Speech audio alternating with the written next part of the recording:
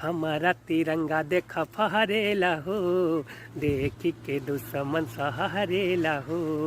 हमारा तिरंगा देखा फहरेला हो, देखी के दुश्मन सहरेला हो। हेलो भैया, सबसे पहले आप सबको प्रणाम और स्वागत है आप सबका अपना चैनल पब्लिक का आशीर्वाद में।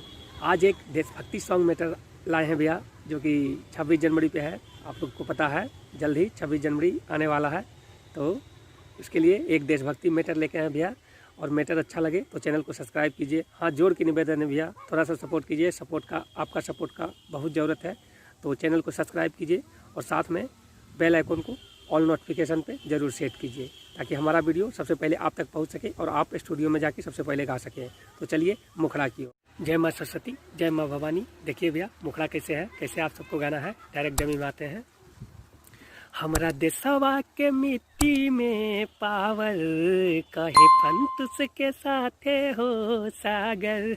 हमरा देशवा के मिट्टी में पावर, कहे फंतुस के साथे हो सागर।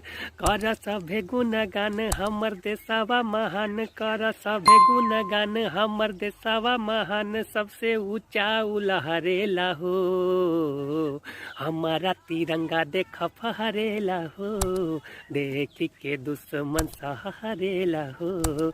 हमारा तिरंगा देख फहरेला हो, देखी के दुश्मन सहरेला हो। मुखड़ा भैया अच्छा लगा होगा।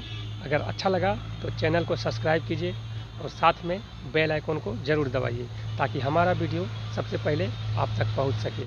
जय माँ सरस्वती, जय माँ भवानी। देखिए भैया फर्स्ट अंतरा कैसे है, कैसे आप सबको गाना है। डायरेक्ट डमी मारते हैं। भारत देशवाल दे दे ले जान हो, सभे कर जाओ न के पारा नाम हो। नेता सुभाष चंद्र भगत सिंह नाम हो, यह बढ़ाइले भारत के समान हो। भारत देशवाल दे दे ले जान हो, सभे कर जाओ न के पारा नाम हो। नेता सुभाष चंद्र भगत सिंह नाम हो, यह बढ़ाइले भारत के समान हो। हमर देशवा जे आवे उनके मनावा हो भावे, हमर देशवा जे आवे उनके मनावा हो भावे। यहाँ ठहरेला हो, हमारा तिरंगा देखा फहरेला हो, देखी के दुश्मन सहरेला हो। हमारा तिरंगा देखा फहरेला हो, देखी के दुश्मन सहरेला हो। जय माँ सरस्वती, जय माँ भवानी। देखिए भैया लास्ट अंतरा कैसे है, कैसे आप सबको गाना है। डायरेक्ट डमी माते हैं। भारत देशवा में जन्म मेले वीर हो, दुश्मन के देवेले बीचे से चीर हो। गावेले फंतुस के साथ सुधीर हो, चले ले रहिया में जैसे उसे रहो।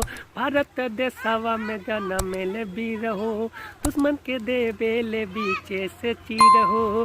गावेले फंतुस के साथ सुधीर हो, चले ले रहिया में जैसे उबीर हो।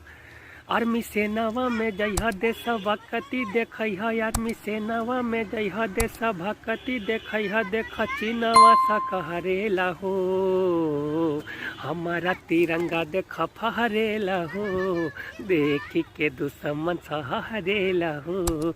हमारा तिरंगा देख फहरेला हो, देखी के दुश्मन सहरेला हो।